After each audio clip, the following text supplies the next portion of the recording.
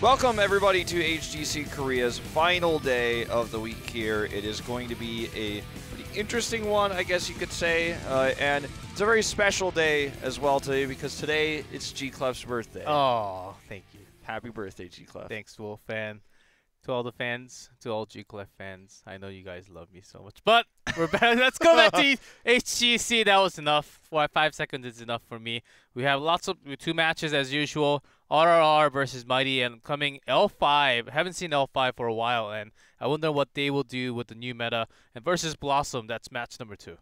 Yeah, it should be a pretty interesting one to say the least. With L5 versus Blossom, I think there's perhaps some things that we can learn. We saw L5 have success with that Zarya strategy on the map of Sky Temple. We saw it fail yesterday, and we'll see if there's different ways why that could actually become a thing, or why it shouldn't be a thing that we see the auto attack Zarya on Sky Temple. But we saw it twice, and that's something I'm really curious about. So I'm hoping that comes out in that series. And then our opening series, of course, with Rrr and Mighty. I think Mighty really needs to step it up and take this 3-0 to better their chances for getting a better playoff spot. I'm expecting that too, but because of the rise of Greymane, we especially saw from yesterday, Greymane was getting picked first picked because there are lots of DPS, but because it's also DPS, that doesn't reveal your entire team comp. It's not really like a hyper carry, tracer, or Vala, so it brings a lot of flexibility into the team. So you can first of all pick DPS and have an easier draft going in. And Greymane's win rate, I think, was 100% yesterday, and even including last 2 days, it was very high. And along with Greymane, ETC is rising up crazy. Europe basically 100% using ETC yesterday. Yeah, I mean, ETC I was surprised. Very highly prioritized. Johanna making appearances in Korea finally, so people are starting to understand the value of her wave clear blinds as well as Blessed Shield, which should be a great engagement tool and another way to counter the mosh pits when they do go off. So that's right. It could also ruin a sanctification if it's placed correctly, if you can actually place the Blessed Shield when you know the sank is going to be tossed. For example, if a Tyrael Aldruin's in and you Blessed Shield right at that moment when they were trying to sank, you can interrupt the sank. So there's a lot of cool things you could do with that. And, as a result, I think we are seeing Johanna used a lot more often in Korea. Been used in the rest of the world for a while now. Which I love to see. Used to be an ETC main until the rework, but now love seeing ETC coming back to the meta. We still see an Ubarak sometimes, but a lot less. Even back in NA and EU, we barely ever see an Ubarak in Korea anymore. Yeah. And ETC, and the only interesting thing about Korea, another interesting thing is we see a lot of Leoric coming in, especially the maps with a lot of the choke points, Spider Queen, Cursed Hollows, Infernal Shrines. Yeah, even in those maps.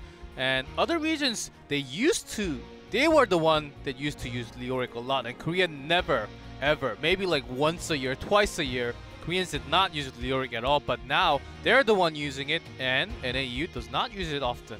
Yeah, it's kind of funny how that works. I think Koreans are a little bit late on figuring out how good Royal Focus was, because even when Koreans would use Leoric, they were playing Hardened Bones and doing more standard comps that way. Whereas I think that the Royal Focus now that even I was a hater, I was the guy who was pretty doubtful, but after seeing it in practice here in my league and commentating it and watching it several games, I feel like Lyric has a very strong place in the meta right now, especially because of his ability to do a lot of damage to, say, a Garrosh, also his ability to mitigate armor, basically, with his Drain Hope. So, anyway, obviously we said this yesterday, but MV Black is on the top. They did drop one more map, so they're 30-4, not the 30-3 that they were looking for, but still the best record in HGC currently. The plus 26 score, undefeated in sets. It's important for Mighty to take as many wins as they can. Just make sure they're above Blossom here, as they will face off against each other directly later on this season. But a win here would almost solidify their spot guaranteed. Yep. Mighty versus Rrr would be 4th place versus 7th, and L5 versus Blossom will be 2nd place versus 5th. So there's a little bit of a gap for both matches tonight, and it's very expected to have both 3-0s, but who knows? I think Blossom, they've been practicing hard, and I think this meta really fits them to bring up a lot of different strategies. I think they'll maybe bring back Cho'Gaw with the Medivh once more and try to surprise the stronger teams with unknown strategy coming up from their brain there. That would be really cool to see, especially on Infernal Shrines. That's a map where we have to look to that Ariel ban, I think, if we're L5, and look towards, you know, what the Cho'Gaw's playstyle was countered by as well. If they allow it, they could try to trap Blossom and deal with the Cho'Gaw. Blossom did take a game off of MVP Black using the Cho'Gaw, though, so remember, even if you think you can stop it, sometimes the execution can be too strong with that. A hero that's been climbing the tops of actually the Team League rankings just because of how strong he is with good coordination, with a good teammate there, duo queue, etc. So I think there are clear favorites tonight, and with how HGC Korea has stacked up, obviously throughout this entire year, especially in Phase 2, there's always a clear favorite in every matchup because the rankings have not changed too often. The only big ranking swap really was Blossom passing Miracle. Yeah. And beyond that, like, everything has pretty much stayed the same. Yep, that will stay this. I feel like that's going to stay like that for a long time. But after watching Miracle yesterday, I think they have a chance to climb back. I think that middle ground for in the ranking between Blossom and Miracle, that will be the biggest fight. And top 3, I think it's almost set. L5, MVP Black, and MVP Black, L5, and Tempest from 1 to 3.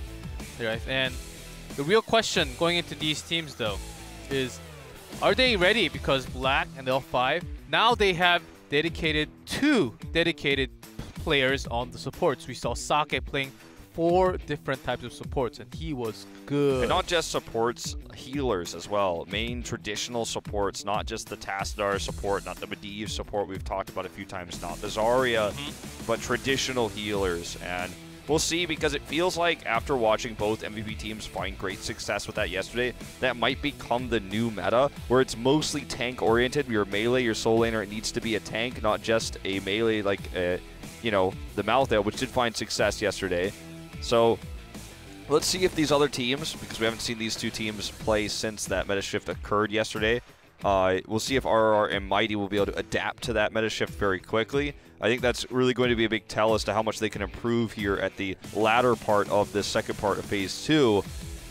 Oduk has definitely had a rough time in terms of his last 5 games, but showing a lot of versatility in his hero pool, and also his Garrosh play looked pretty solid overall when it was played against dive comps. He got a few picks, and I'm liking his play on the melee warriors more than the Genji play we saw from him throughout the season. It seemed like whenever he picked Genji, the other team really just allowed him to have Genji, actually. So I think he fell right into the trap. But they're on a new patch, and it's the first time they're playing this weekend. I'm expecting to see some differences, and really exciting to see that double tank, double support has really become the meta, which these two teams really do not prefer, because they like to have balanced at least 2 DPS, 1 mage oftentimes, or 1 global at least. So let's see how they changed into the draft. Well, their opponents, Mighty, made some position swaps, and they started to stick with them a little bit more. Not always Nasang on the support. Joker has been playing it a few times here recently. And the team overall still feels like it has that old Mighty identity, just the main swap being between Nasang and Joker specifically. Good still playing the melees, Magi flexing onto those ranged heroes, and BDG playing the carries. But the swap between Joker and Nasang was one that we were worried about, one that we were stressed about, but based on results we've seen so far, I feel like it can work out for them. But it's not the same identity of the same, fully. It's not the exact same roster that started things out in 2017. And, you know, as a result, Mighty, are they as strong as they were before? I don't think yet. Not yet. And I wonder if they'll be able to reach the power level they're looking for with this position swap by the time we hit playoffs, as they will almost certainly be playing in the second playoff round. But at what power level? I think the rest of these matches, especially this match today where they want to take the 3-0, is going to be just, again, reinforcing their new play style, reinforcing this new style of Nasang. Like, he's played the Li Ming, he's played the Greymane and the Vala, more than BDG even. And they need to master this playstyle, and if they don't, then I think that in playoffs they are going to struggle. Yep, oftentimes Nasang does not have too much pressure because he's not the hyper carry. They have 2 DPSs most of the time, but when it comes to the time when he's the only one doing damage like solo Greymane, like MVP Black did yesterday. Will he be successful? I'm starting to worry a little bit. Of course, the change, Joker going into support, it's going to help a lot more when it comes to the time when they have double supports in their hand, like Ariel, Uther, or Rrr going in with the dive. But let's see the battleground. It is Spider, Tomb of the Spider Queen, first map, and Rrr is the one that chose the map. First ban, first pick, going to Mighty. Yeah, Rrr will ban Warhead Junction, Mighty will ban Braxis, so surprise, surprise. Ooh, surprise. Surprise, surprise. Oh my god, the StarCraft Battlegrounds are banned in Korea. Who would have thought? So now we're headed to Tomb of the Spider Queen, a map where that ETC pick you were talking about will be very prominent, I think, in terms of what he could do early game in the rotations, looking for picks. It's also a very strong Leoric map, and one of the only maps he was played on exclusively for a long time. So these are the things that we should look for in the draft, I think, in terms of Warriors, tanks. And will Greymane be almost permanently fixtured in first rotation as he was yesterday, and really, for the most part of the last 2 weeks? Or is that going to start to change as this Warrior-heavy meta settles a little bit? I think that's a big question. As the hyper carry meta doesn't seem like it's going anywhere in Korea anytime soon, at least not until perhaps the Jaina rework comes out, the Kel'Thuzad release comes in. That might shake it up, but before then, it looks like it's going to be that 2-2-1, 2 tanks, 2 healers, and the carry. From what I played, it seems like the new KT may take over the Nexus. He's pretty OP. Only in the right hands though, not in my hands. Very high skill ceiling for that guy. Yes. Okay, Ariel, first ban. Rrr, are they willing to give up Genji? Let's see, but one other thing they have, both teams have to take in mind is the wave clear, as we always stress, especially on this battleground, because the wave clear will give you a lot more time to turn your gems in. Yes, and destroying those forts early, it gives you a nice experience lead, and will often lead to back-to-back turn-ins if you end up controlling those waves. The back-to-back turn-in is how this map can snowball. A lot of people say this map is a snowball map in the pool. I disagree, but I think that there are certain ways in which that can occur, and that always usually revolves around that second turn-in and getting heroics, and then when that happens, sometimes you can get a keep, and then things get disastrous. Rrr looking to prioritize the Uther ban over the Genji ban, it seems to be, and that will lead us into a potential first pick for Mighty on that Genji. But they might not as well. Remember, we saw Genji almost wholly ignored by MVP Black yesterday. Okay. Yeah, see, this change has happened. It feels like almost overnight on Friday night. It all changed from Saturday into Sunday. It's Greymane is the story. It's a mad flex coming in. They already have a DPS. They can also have a secondary DPS if they want to, and it can be any type of ranged. That's why Greymane is going in as first. Just like, I wouldn't say it's just like Tassadar, but it's similar in another DPS form. Tassadar also does a lot of damage once he takes Archon at level 10. That's true. And late game, if the game goes there, Twilight Archon is an incredible tool. So Rrr, I think they knew that Mighty was going to take Greymane, so I think that's the reason they banned Uther. They're already going to a support choke. Mighty actually wants to pick up at least a support from here, because they are already doing the support choke. They pick double support, and second ban will be a support for sure. I think Rrr is definitely winning this draft at the moment. Mighty now has no strong support for Greymane, who's their hyper carry. And this may lead them into a draft where they actually don't hyper carry Greymane and they have 2 DPSs. Will be the Malfurion. Now, Malfurion is one of the weakest supports for Greymane, but he does pair very well with Garrosh because of the armor that he provides naturally by his trait. And that means that while he's very low on health, he will slowly be healed while the armor keeps him alive. And the Malfurion will get a second heal, and then eventually Garrosh will survive a lot of those battles, a lot of those engagements. He's also very powerful in this map because of the very small distance between the bot and mid lane. He'll be spending the majority of his early game looking for those picks.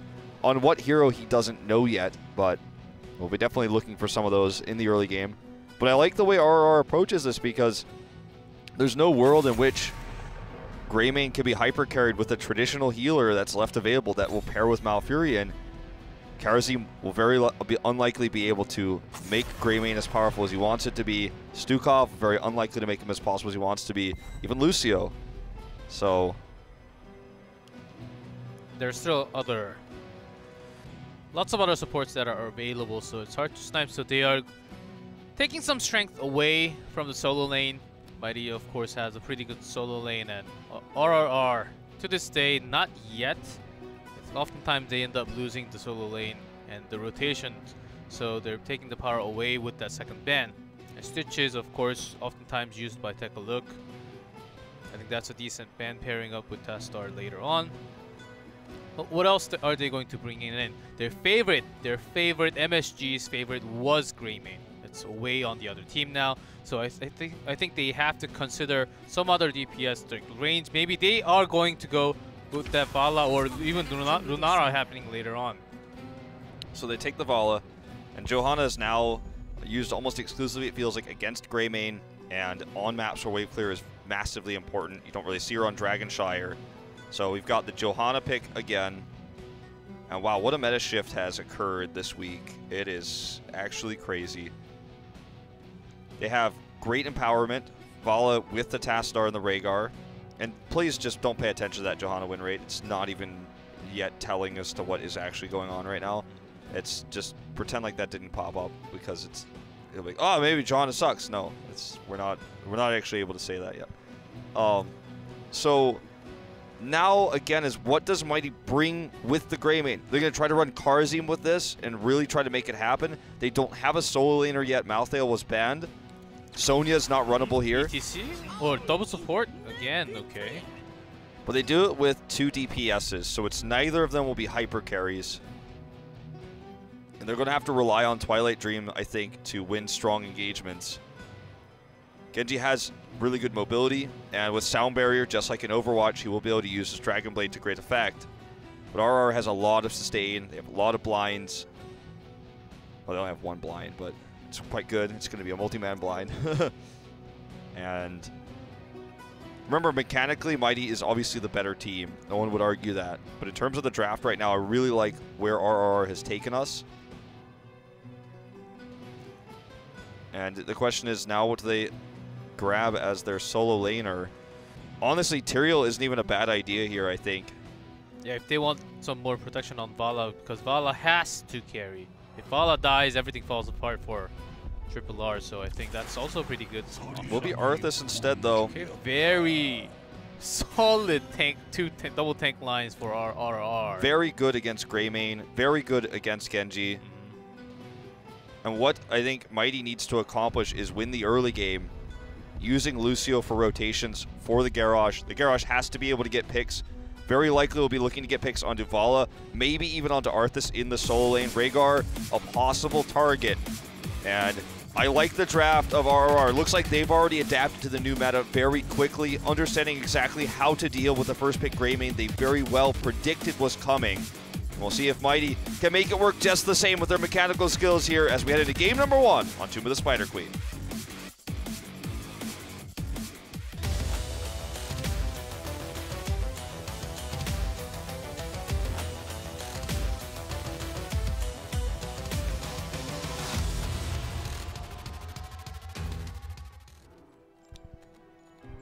In blue, RRR, Oduk on Vala, MSG on Rhaegar, EDD on Tastar, Kong on Arthas, and take a look on Johanna. And in red, Mighty. Joker on Furion, BDG on Genji, Good on Garrosh, Nasang on Greymane, and Magi on Lucio. The announcer is pretty, she does not use polite form when she talks to the heroes. No, she's not. It's the web weaver, I think. Yeah. She's real mad. Ooh, logos popping out everywhere. It's a lot of raccoons. That's going to change to the RR it's logo their, soon. Yeah, old back in the Open Division day. Yep. Logos. Her new one is more of those raccoon ones. Yeah, the raccoon one is definitely the fan favorite, but it's going to change to the heroic icon, which is what the name comes from, is using heroics in team fights. But yeah, enjoy it while it lasts, guys. Use it while you can. So I know there's a lot of community outrage about them changing it, but it's their icon. You should just, if you're a real fan, you'll accept it and you'll love them. So here's the rotation power we're talking about. Not with Lucio in this case. Ooh, Kong will actually survive with a really nice. Ooh, BDG's Howling diving Blast. in. That was. He gets it. He gets it. So I spoke too soon on the surviving part of that. The Howling Blast was good just the same, but 3 stacks, but that's the thing I'm worried about. RRR does have some wave clear, has some damage, but their movement speed is slow. They do not have any escapes, a lot of them. So, which means their rotation will be slow. And especially when Good pulls any one of them, when they want to come in for the save, like what, as you mentioned, Tyrael. There's no Tyrael. There is no one to come in and save other than the ancestral healing. When that's gone, when that's not available, when it's on cooldown, I think they will lose a member before that. all right, look at this Howling Blast rotation. They're going to get Magi. He will be going down, and they can't make this a trade either. Remember, basically for RRR, what their goal is in this game is to stay even. Or if they get ahead, that would be amazing, right? But bottom line is to stay even in the early game. With this pick, they definitely even things up. Gems carried basically dead even currently. Okay, this is the moment. You do have to be careful when Garrosh is standing like that because you may get thrown over the wall and you may never come back. So they're keeping some range. Well, it will come after the timer. But speaking of which, It seems like Takaluk got caught. yeah, must not have used his stone form to avoid it, but either way, doesn't need it. And this is going to be just a trade in lane. Good is struggling here, but they're doing the same in the top lane. Greymane has better wave clear than Vala does. And But, I mean, they have Johanna here too, so it's pretty even. It's actually not really going massively one way or the other. so they're actually changing it. Arthur's going to the mid. Tastar, because Tastar does have some wave clear, actually went top because this racing for the fort is actually going towards RRR. Yeah, just slightly. Tassadar obviously can provide shields and has good wave clear, but I mean, this is literally, it's an advantage for RRR, but it's so slight. I mean, we're talking like 2 seconds of time, basically. And the better wave clear. Good is missing all this wave, which is why RRR has the experience lead right now. They also won this exchange here in the top lane and chased Mighty out, so they have, you would think they were going to have the better turn-in, but they don't, because they spent time, I guess, getting this one, this camp down near the bottom. They are going to go in for that turn-in now. They're poised to actually get the first turn-in. As Mighty needs 3 more before they could actually complete that. Nosung is going to solo this camp. That's one of the things Greymane provides you, but it's a little bit scary that he's doing it right now, considering that RRR does have a full turn-in available. I don't think the value of what they're going to gain from this camp is going to be worth the Webweavers that are likely to be taken from them now. I think he started it way too late. Maybe they were also trying to go for. Odag is saved by all the heals and shield. I think they were trying to go for the bottom camp, but they were a little bit late. By that time, He's RRR still there, too. This is actually a 5v4 fight. This is my concern. He is clearing now the bot camp that was pushing there, and he got the capture. But look at this. This is what I was afraid of, is the turn-in potential. EGG is going to get it in, and that is going to be the first Webweavers for RRR. And will that camp to the bottom really be worth it? Well, definitely not when you're losing Lucio at the same time. And RRR, great draft, good understanding so far as to how to control this early game, identifying early that Greymane was missing, forcing a fight. They might have made the wrong decision. Greymane can cap quickly, and it's very nice, but like you said, it was just too late. And at that timing where he got the cap, the Webweavers were taken from him, and the Webweavers are always going to be more important. Nice early start of Snowball for RRR. They got their first Webweavers. Greymane was a little bit slow, and because they also took their own camp on their side, it's going to be harder to take the next camp, or the timing on the bottom one will be a lot better for RRR because they can take their own and then go for the camp control later on, or they can stop Mighty from turning in their gems too. So this early lead is working so well for them. Yeah, it really is. And if they get the double turn in, almost kiss this game goodbye for Mighty. So that will get them such an early lead. Another Howling Blast stack here for maybe Kong. they want to have some engage here, but Johanna's tanking it pretty well in the front line. Yeah, even with the Lucio, they're just on the wrong side of the map to actually chase this engage down. It's been a very scrappy game between these two. It's not been really dominated by macro plays overall, minus the mistake of Mighty. It's really just been heavy trades in lane, 5v5 all game long. And there was that one moment where they were racing 3 versus 3 on the opposite sides of the map, trading a fort there. Still a very even game, but if RRR gets this next turn in and delays the turn in of Mighty, then that will change very quickly. They need to stop Nasong right now. Looks like they can't stop both him and Good. So that will be the turn in now for Mighty. That was so important they deny the double. Yeah, because when Mighty hits 10, I think their power really comes out together with the Dragon Blade, with the Twilight Dream. A lot of good positioning can happen for Mighty, and RRR they can defend. They have some CC, but I don't think it may not be enough to bring the burst damage out, because Vala with the W build will have some burst, but I don't think it will be enough to take multiple targets at once. So 10 RRR is up. will be hitting 10 first, so they need to snowball This as could be a much as Blessed possible. Shield. Didn't actually use it, but you're absolutely right. They just need to shut this Web Weaver down to make sure it doesn't do half the damage that Mighty's did, and that's basically exactly what they're doing. Mighty lost a fort to the Web Weavers, but I don't think they're going to get a single one. The top fort was already gone. It's not related to this Web Weaver push. They get 10, but unfortunately it's just a little bit too late to force these Web Weavers to gain any extra utility. So they are falling down quickly.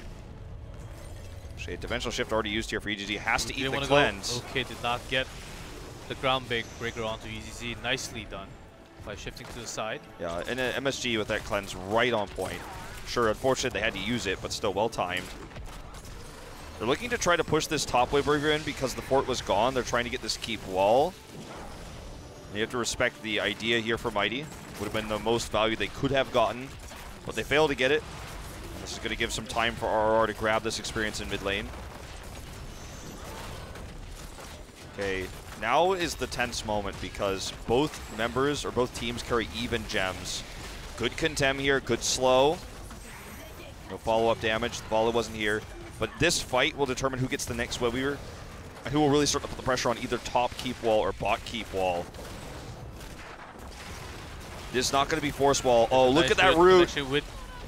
Forced out the sound barrier. Did not use the Blessed Shield at that moment. I think they could have changed CC with some more burst damage. This is obviously Vala has her level 4 and level 7 Ws upgraded. That could have been a really nice moment, especially if they had chained the Rain of Vengeance with that. That could have been really crazy good. But they still won the exchange. They forced out the sound barrier, they gained control of the mid lane, and they're going to get this first turn in. Genji's actually split pushing bot right now. It's not the most successful split pusher in the meta. Okay, this could be it. This could be their moment to grab that turn in. Not sure who's carrying it. It's Odok. Magi's not in position. And all it takes is one great Howling Blast into a Condemn. Mighty has to back off, and now RRR gets another Web Weaver turn in. So it's going to be the one that pushes them to 13. This is going to be the one that pressures the bot keep wall. Looks like Mighty wants to engage before that happens, but they fail to get the grab. RRR has a pretty good tanking line in the front. Do you think go for the throat is the right choice when Genji has to look for the kill? That's a really good question. I'm thinking Cursed Bullet could have been a better choice so that Genji can have an easier time when they want to get picks. Yeah, I think they thought they were going to be getting more picks earlier on, but RRR is actually playing this so well right now. Cleanse onto the solo Warlord's challenge target there. Only getting one taunt, instantly cleanse. That's not what they wanted. That's a long cooldown now spent. And look at that bot Web Weaver, very barely touched. Heading towards the keep wall. Mid fort already gone, so they have 2 keep walls they can threaten. The bottom one is going to be the one that they get the most done with, you'd have to imagine. This timing was nice. They could have turned around and came in from the behind, but they're worried that because RRR is about to hit 13, which they're about to, and they just did. Yep. Sound barrier already used. Okay, Blessed Shield does get dropped down here. Decent Condemn, but BDG's got the Dragon Blade and nice kills Johanna. With the damage coming in, and Dragon Blade is going to last for a long time. Already got 1, so a lot less tanking for Kong. Nicely done. Chasing is the answer with the Lucio for Mighty right now. They can chase into the fort too. Going in, there's a Groundbreaker onto Kong, and Genji dies! Genji does die. The Twilight Dream was used, though. It's going to be hard to get more than this. Warlord Challenge does try to bring MSG in. Odok gets cleansed, will still die here. And it's going to be now the 4v2 here. bit sloppy on how they engaged there. The Blessed Shield, I think, at the beginning of the fight could have been a great moment for them, but they didn't get it done. They didn't use it there. And then Tekuluk, when he was on the other side of the wall, even though the sound barrier went down, again didn't stun.